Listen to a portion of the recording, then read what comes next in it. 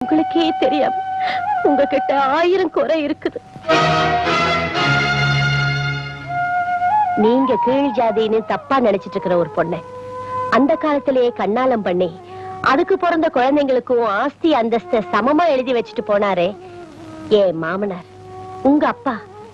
அவருக்கு பிறந்த நீங்களா இப்படி பண்றீங்க?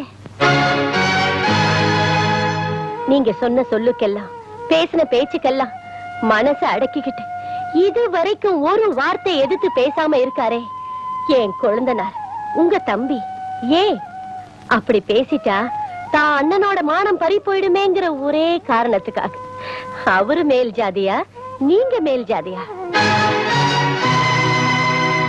நீங்க ஒதுங்கி ஒதுங்கி போனாலும் உங்களை அண்ணனா மதிச்சு வருஷா வருஷம் பிறந்த நாளைக்கு ஆசீர்வாதம் வாங்க வரும்போதெல்லாம் செருப்பை விட கேவலமா நினைச்சு நீங்க அவ்வளவு ஒதுக்குனீங்க.